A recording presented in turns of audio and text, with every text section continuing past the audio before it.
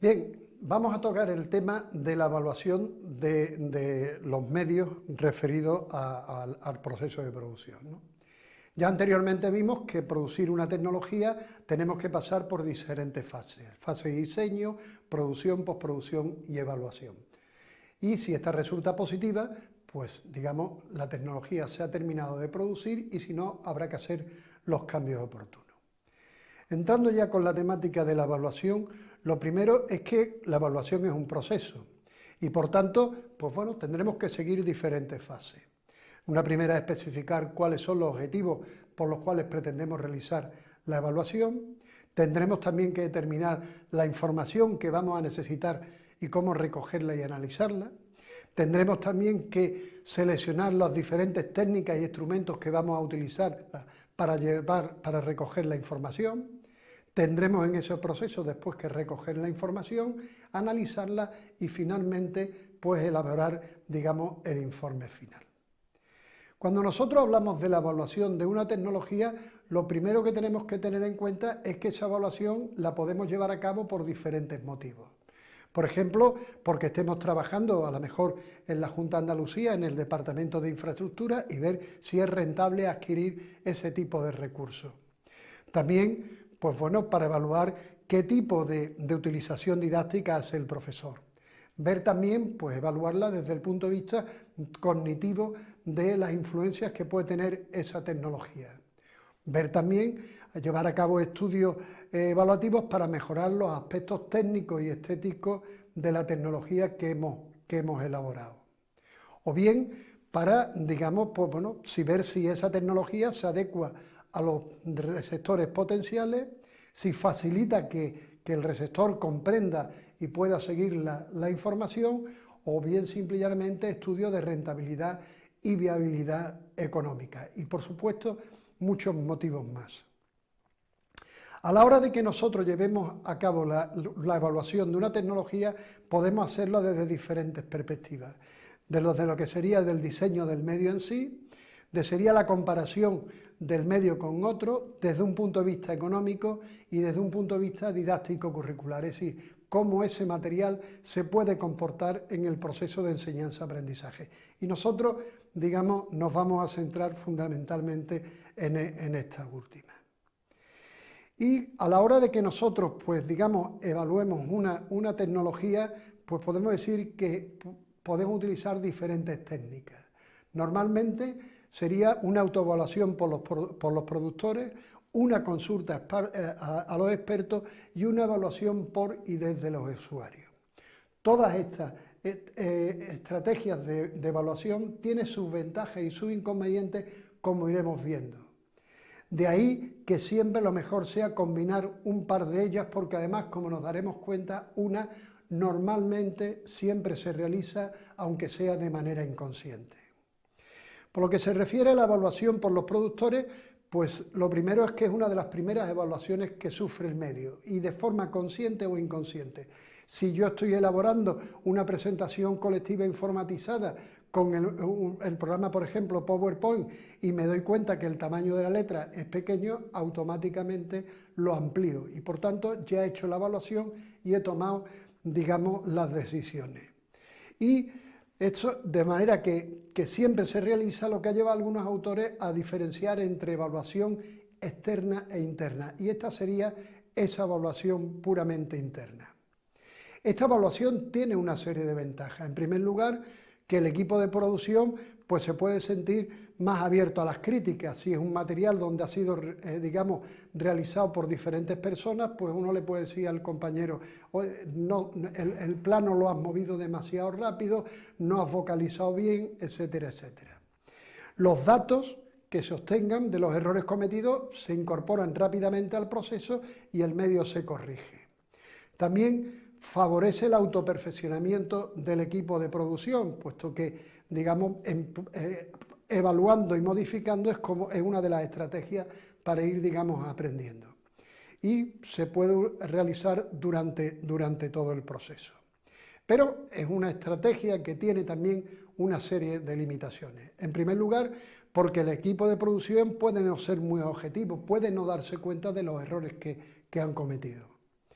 También todo depende de la formación que tengan sus miembros, y a lo mejor han producido ese material que contiene errores, pero es que la formación que tienen es de un carácter muy específico que no permite hacer otra cosa, ¿no? No contempla los receptores y después, digamos, pues puede ser una evaluación no de carácter puramente sistemático. Por lo que se refiere a la evaluación de expertos, en primer lugar decir que es una de las más usuales. Porque lo que se hace es que cuando se produce una tecnología, pues siempre le preguntamos a una serie de personas que consideramos que saben de la tecnología o del contenido, que nos den su opinión sobre ese tipo de recursos, ¿no? Y lo primero aquí es que podemos contar de diferentes tipos de expertos. Expertos en el contenido que tratemos, expertos, por ejemplo, en vídeo didáctico, en materiales multimedia, realidad aumentada, etc. La cuestión es que el concepto de experto es bastante polisémico. Y si empezamos a preguntar qué entendemos cada uno por experto, nos vamos a encontrar diferentes definiciones. Y ojo, para su evaluación no podemos llevarla a cabo durante el proceso, como ocurría con la otra evaluación, sino que ya tenemos que tener una versión casi definitiva, una versión alfa o beta del programa para que, digamos, el experto pueda analizarla y podamos recoger su opinión. ¿Qué ventajas tiene? Pues primero la calidad de la respuesta. Si estamos trabajando con expertos que nosotros le hemos dicho, los consideramos expertos, pues es una respuesta profunda y una respuesta de calidad en función del cariz que nosotros y el valor que le hayamos dado al experto. Y podemos alcanzar respuestas de diferentes tipos, como he estado diciendo, contenido, el tipo de plano, locución, etcétera, etcétera. ¿Qué limitaciones tiene? Pues tiene una serie de limitaciones. En primer lugar, el carácter subjetivo de experto. Esto cada vez se va, digamos, pues ampliando o estableciendo medidas para resolverlo, como por ejemplo utilizar el coeficiente de competencia experta, donde nosotros le hacemos una serie de preguntas al experto y en función de la respuesta nosotros lo ubicamos, lo valoramos y decimos si al final lo vamos a considerar o no vamos a considerar su evaluación. También muchas veces se le pide un biograma para que, aunque nosotros pensemos que es un experto, si en realidad pues presenta características de los mismos, ¿no? Es también el problema de localizar e identificar a esos expertos, también el problema del tiempo que lleva mandarle la información, el documento al experto, recoger la información, analizarla conjuntamente y demás, y pues tampoco recogemos la información directa de los receptores.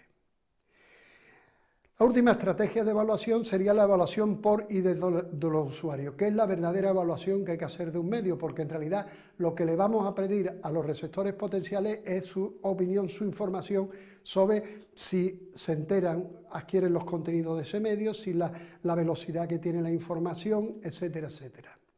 Y puede realizarse desde diferentes perspectivas, puede ser un grupo de discusión, puede ser llevado a cabo un estudio piloto experimental, etc. Y puede adquirir diferentes tipos de modalidades, ¿no? Uno a uno, en pequeños grupos, en gran grupo, de forma masiva, etc.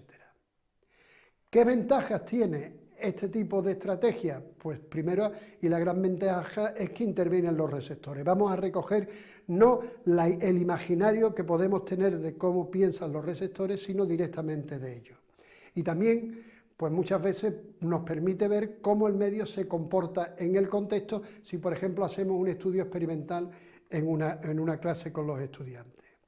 ¿Qué tipo de inconvenientes? Pues implica una evaluación laboriosa. Si es desde un punto de vista experimental, tenemos que ver en el medio, tenemos que pasarle un cuestionario específico, analizarlo y demás, ¿no? También, como ocurre con la evaluación de los expertos, los datos no se incorporan de manera automática. Tenemos que analizarlo de forma global y después tenemos que llevar a cabo, digamos, ese tipo de información. Requiere tener una versión final del programa, muchas veces implica un tiempo y un costo, y por último, bueno, pues requiere tener el dominio de diferentes estrategias de investigación y técnicas de recogida y de análisis de datos. Bien, ¿qué técnicas podemos nosotros utilizar? Y técnicas que se pueden utilizar tanto para el juicio de expertos como evaluación por y desde los usuarios. Pues las técnicas son múltiples.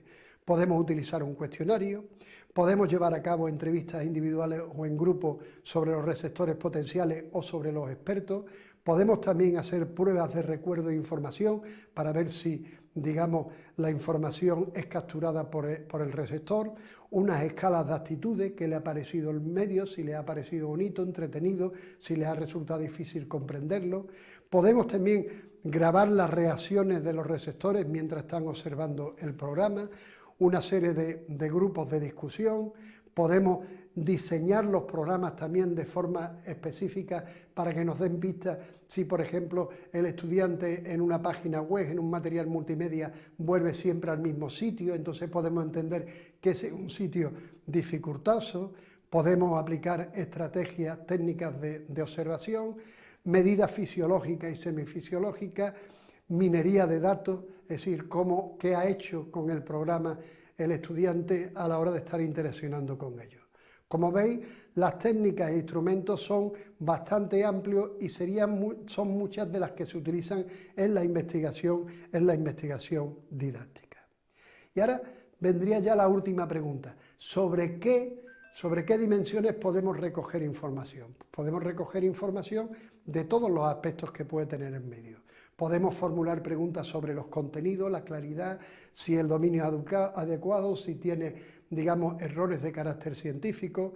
Podemos preguntarle también sobre la organización interna, si esa estructura que hemos hecho del programa facilita la comprensión de la información o, digamos, motiva al estudiante para adquirirla, sobre los aspectos técnicos y estéticos, si se ve, si se escucha bien, sobre el material de acompañamiento, sobre la navegación, que muchas veces hay programas donde uno le da un link y el link va a un sitio vacío porque ya ese link, esa página o ese sitio web ha desaparecido, sobre su adecuación a los receptores potenciales, sobre el posible coste económico, sobre los niveles de interactividad que permiten, que puede ir desde 0 a un nivel tan complicado de interactividad que haga que el estudiante llegue un momento, bueno, pues se confunda y no sepa por dónde seguir en el programa, sobre qué posibilidades se le ofrece para que pueda ser adaptado por el profesor, sobre su claridad, sobre los aspectos puramente éticos del programa, si, digamos, pues presenta problemas de aspectos de género, sobre determinadas etnias, sobre aspectos culturales, si el programa puede servir para ser utilizado en diferentes tipos de hardware, si en un momento se puede adaptar a las diferentes características cognitivas de los estudiantes, sobre su creatividad, etcétera, etcétera. Como os podéis dar cuenta, la evaluación se puede hacer fundamentalmente a través de una serie de estrategias, autoevaluación, evaluación por expertos y evaluación por y desde los usuarios, a través de diferentes técnicas, cuestionarios, observación, instrumentos de recuerdo de la información y también sobre todas las diferentes dimensiones, desde los contenidos, aspectos éticos y aspectos técnicos, estéticos del programa.